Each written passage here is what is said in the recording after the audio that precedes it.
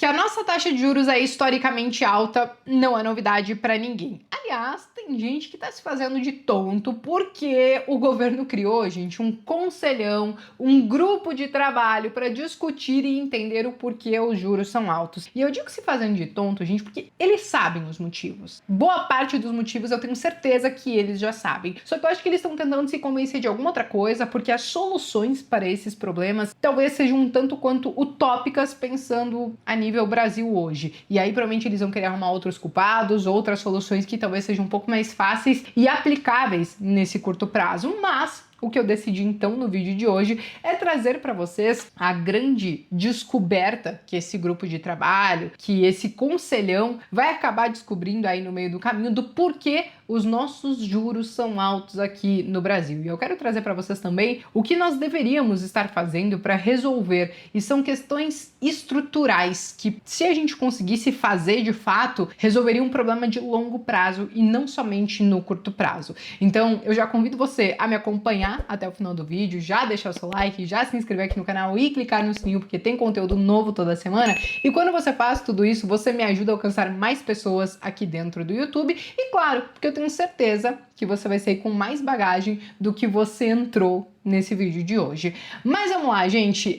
Vamos começar falando então sobre o primeiro motivo do porquê nossos juros são historicamente altos. E tem a ver com isso daqui: taxa de poupança bruta do Brasil em relação ao PIB, tá? Então, quando a gente olha a taxa de poupança de países aqui, países latinos, né? Nós vemos que o Brasil tem uma taxa de poupança muito baixa em comparação aos outros. Só que esse não é o único problema, porque o que nós temos no Brasil é uma demanda por crédito, ou seja, uma demanda por dinheiro emprestado muito maior do que o dinheiro que é poupado. E qual que é o outro grande problema em anexo a essa questão de demanda por crédito que é tão grande? É justamente o que acontece com a recuperação desse crédito. Então, a taxa de recuperação de crédito aqui no Brasil, ela é ridiculamente baixa. Vejam que a média de recuperação de crédito mundial é de que a cada R$1 que a gente empresta, 36, quase 37 centavos são recuperados. Só que aqui no Brasil, a cada R$1 que a gente empresta, apenas 18, quase 19 centavos são recuperados quando essa dívida vai para a execução. E o porquê que isso acaba puxando juros para cima, né? Porque a galera fala assim, poxa, os juros dos bancos são juros de agiota, essas coisas assim, e são mesmo, gente. E boa parte da culpa disso, claro que não é somente isso, é justamente essa taxa de recuperação de crédito que é muito baixa. Porque o que acontece? Como eles sabem que a cada R$1 que eles emprestam, que eles vão ter que executar lá na frente, eles só vão receber 18, eles tacam juros lá em cima, e aí quem paga em dia vai pagar a conta de quem não paga em dia. Então, isso aqui, gente, é um grande problema que nós temos. E aí vocês devem estar pensando, poxa, Bia, mas a situação do Brasil tá tão feia assim? Tá, gente, vejam esse mapinha aqui, que são com dados do SPC aqui do Brasil. Eles apontaram que mais de 40% da população adulta está inadimplente. Eu não tô falando que tem dívida. Ter dívida controlada não é um problema. Eu tô falando da população adulta que não consegue saldar as suas contas em dia. Vejam que aqui no Sul é onde nós temos a menor proporção, mas ainda assim alta, mais de 38%. E quando a gente fala do Norte, por exemplo, é onde nós temos o maior número de inadimplentes.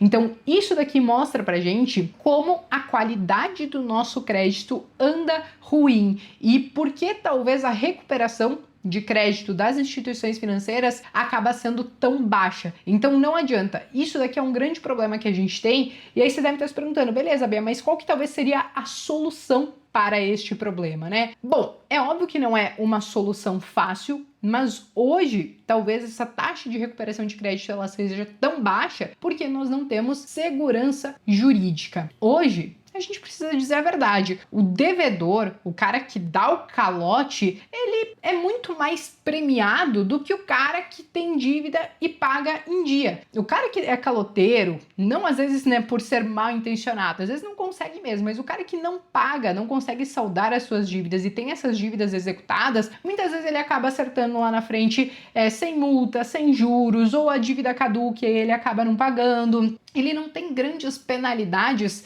hoje, pensando juridicamente falando, por não pagar algumas contas. Então, quando a gente fala de segurança jurídica, seria extremamente importante para melhorar essa questão da recuperação de crédito, porque senão, enquanto nós não tivermos segurança jurídica, aqueles que pagam as suas dívidas em dia vão também acabar pagando a conta, então, daqueles que estão em atraso ou que acabam dando o calote. Mas beleza, gente, saindo desse motivo, né, do principal, esse não é o principal motivo, mas é um grande motivo. Vamos falar do crédito direcionado em relação ao crédito total. Isso daqui é uma coisa que pouca gente fala, mas o que acontece no Brasil? Hoje, do crédito total, do dinheiro total que nós emprestamos, mais de 41% são créditos direcionados, que é aquilo que a gente chama de créditos subsidiados.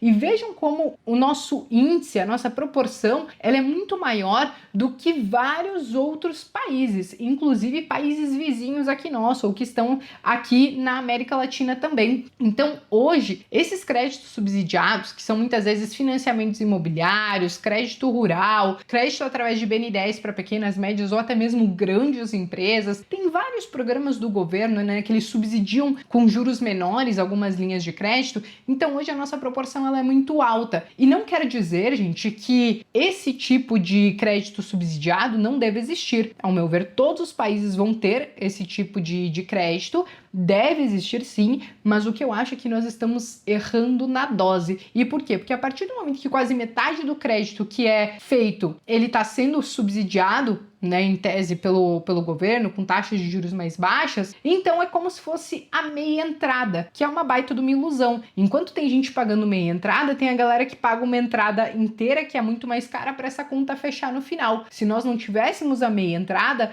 nós poderíamos ter ingressos na média, muito mais baratos do que hoje o que é uma entrada inteira. O mesmo funciona com as taxas de juros. Como nós temos taxas de juros muito mais baixas, de uma ponta, que é crédito subsidiado, do outro lado, nós temos juros que são muito mais altos para fazer essa conta fechar. Então, sim, nós podemos ter crédito subsidiado, é importante, né, para algumas empresas, para alguns programas. O próprio agro, né, pega muito crédito subsidiado e retorna muito isso lá no PIB, na ponta final, porque nós já tivemos vários anos onde o agro carregou o PIB nas costas, mas assim, a gente precisa dosar melhor essa questão para que a gente não tenha uma taxa de juros tão alta na outra ponta para aquela galera que não tem esse crédito subsidiado, beleza? Mas vamos lá, gente, vamos então para o outro motivo do porquê nós temos taxas de juros tão altas, e esse daqui eu acho que talvez é o mais óbvio, o que vocês mais têm comentado, que é justamente a questão da dívida, do fiscal do governo. Então, quando a gente fala da dívida bruta do governo em relação ao PIB, a média dos países emergentes está aí na casa de 68%, e o Brasil simplesmente está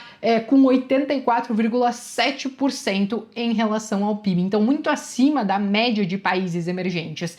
E sim, gente, o fiscal é algo que nós não podemos ignorar. Sem o fiscal, não há como nós termos um crescimento consistente de longo prazo e até mesmo programas sociais duradouros que sejam efetivos, que sejam com qualidade para a população. E por que isso, gente? Porque quando a gente vê um fiscal que, bom, o governo não está conseguindo fechar as contas, nós estamos com um problema, e eu não estou falando só do governo atual. O governo atual, sim, tem grandes problemas com o fiscal, nós sabemos, já falei várias vezes sobre isso, mas isso é algo sistêmico, é algo histórico, vai e vem governo, todos eles têm dificuldade em fechar as contas. Em alguns momentos conseguem diminuir um pouco, mas logo volta a subir. É claro que podem ser por razões diferentes, por crises, momentos diferentes, mas assim, historicamente nós sempre tivemos problema com essa questão do fiscal. E aí, no final das contas, quando a gente tem um problema com o fiscal, isso gera uma grande insegurança, por exemplo, por parte dos investidores, até mesmo investidores estrangeiros,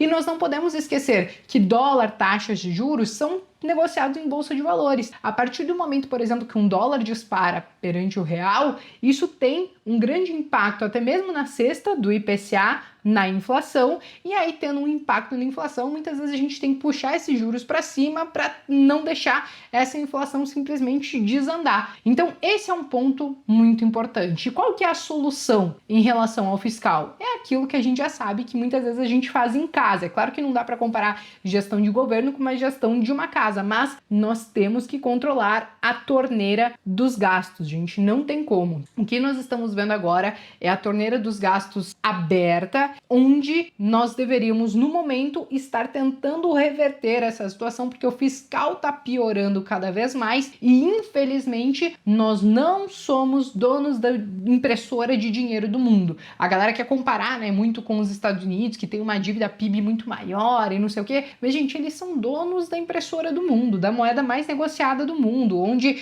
o país inteiro está endividado em dólar. Então, eles vão imprimindo dinheiro, empurrando o problema deles com a barriga, até em algum momento talvez isso estoure e dê algum problema, mas eles têm muito mais margem do que a gente, que é país emergente, e a gente vê a nossa moeda desvalorizando e isso acaba impactando até mesmo na vida da população. Então a gente não tem essa margem para deixar com que o fiscal desande tanto, porque isso impacta diretamente nas nossas vidas. Agora, quais que seriam as soluções? Cortar gasto. E a gente tem falado muito sobre isso. Recentemente o governo, a Tebet, o Haddad tem discutido isso também, mas assim, estão discutindo e efetivamente não estão fazendo uma grande coisa além de pensar na arrecadação. Então, nós estamos vendo a arrecadação cada vez maior através de impostos e ainda assim não tem sido suficiente para resolver o problema do fiscal. E quando a gente fala de cortar gastos, gente, não se iludam. Tem uma galera que vem encher o saco dizendo que a gente do mercado financeiro quer que corte da saúde, quer que corte da educação.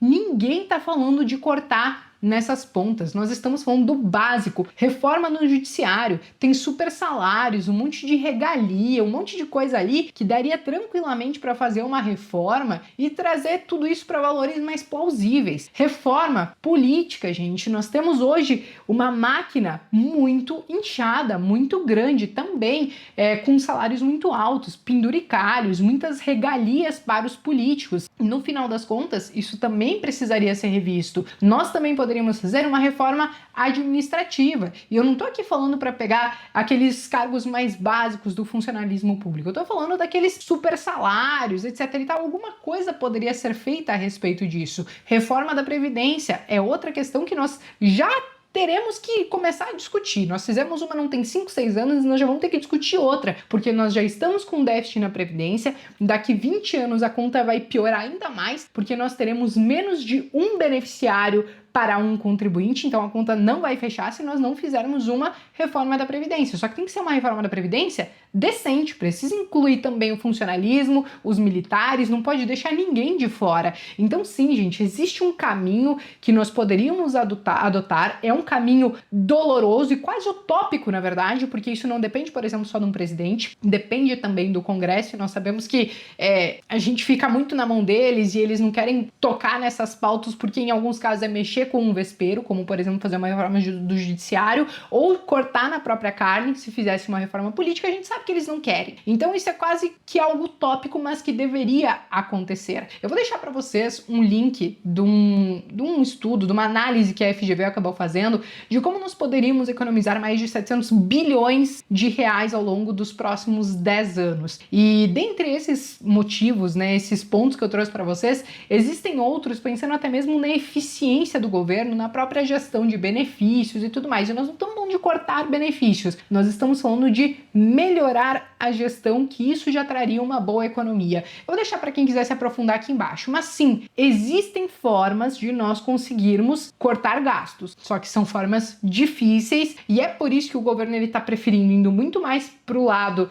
da arrecadação do que fazer as reformas. Eles mencionam de fazer a reforma sim, comentaram recentemente de fazer reforma no judiciário, reforma administrativa, mas assim, a gente não tá vendo algo efetivo, a gente só vê os comentários por hora, mas esse com certeza seria um caminho aí pra gente melhorar essa questão do fiscal do país. Mas beleza, gente, saindo do fiscal do país, nós precisamos falar desse outro motivo aqui, dólar. Não tem jeito, o dólar somente esse ano já subiu mais de 17%, quase 18%. E o porquê que isso acaba forçando que juros fiquem para cima? Porque, basicamente, se a gente tem hoje dólar a 5,70, se a gente decidir agora cortar juros porque o governo acha que tem que cortar, pressionou o Banco Central, foi lá o Galípolo ano que vem e dá-lhe uma retada nos juros. Para ver um dólar acima de 6, gente, não seria difícil. E aí, isso pode ser um problema pra gente, porque como eu expliquei pra vocês, dólar pode ter um forte impacto na vida das pessoas. A gente come dólar, cafezinho, pãozinho, né? Porque por causa do trigo, a carne, coisas do nosso dia a dia são impactadas pelo dólar, os combustíveis e tudo mais. Então, quando a gente tem R$ 1, deixa eu mostrar isso aqui pra vocês, tá? Quando a gente tem R$ 1, que foi a moeda que mais se desvalorizou nesse ano, a gente teve a nossa moeda performando pior do que o próprio peso argentino, e olha que a Argentina está numa situação muito pior do que a nossa, então não tem jeito, é muito difícil a gente trabalhar com um juro mais baixo, porque senão a gente pode acabar abrindo espaço para dólar subir ainda mais e isso impactar diretamente na inflação, impactar diretamente nas nossas vidas. Então, nesse ponto aqui, a gente tem que ter um cuidado, porque moeda fraca acaba impactando em juros mais altos por conta dessa questão da inflação, que historicamente aqui no Brasil também foi alta. Então, esses são alguns pontos, gente, muito importantes que eu quis trazer hoje para vocês e que eu acho que vão ser as grandes descobertas desse grupo de trabalho, né, desse conselhão do governo, e já trouxe aí talvez quais poderiam ser algumas medidas que nós poderíamos adotar. Então, desde redesenhar a questão dos créditos subsidiados, talvez acertar, ajustar a dose, fazer algumas reformas para diminuir os gastos do governo e melhorar a questão do fiscal e, claro, a questão da segurança jurídica, justamente para a gente não premiar aqueles que são os maus pagadores, que é o que acaba acontecendo hoje. Então, sim, são talvez algumas medidas difíceis de serem aplicadas e é por isso que eu acho que não vai ser tão fácil a gente ver elas de fato acontecendo. Acho que é muito mais fácil esse conselho, esse grupo de trabalho apontar outros culpados, que seja o mercado, que seja o Banco Central, que seja, sei lá, alguma coisa que está acontecendo lá nos Estados Unidos, no Japão, no outro canto do mundo, e ir muito mais pro lado da arrecadação do que resolver de fato esses problemas estruturais. Então, infelizmente, não sou tão otimista com essa questão, mas espero estar errado, espero morder a língua, mas até então não são os sinais que eu tenho nesse momento, beleza? Bom, pessoal, eu acho que eu consegui trazer todas as informações que eu queria no vídeo de hoje. Podem utilizar os comentários para deixar a opinião de vocês, se vocês acham que faltou alguma informação nesse vídeo também, eu tô sempre atenta, mas me despeço agora de vocês e vejo vocês então no próximo vídeo.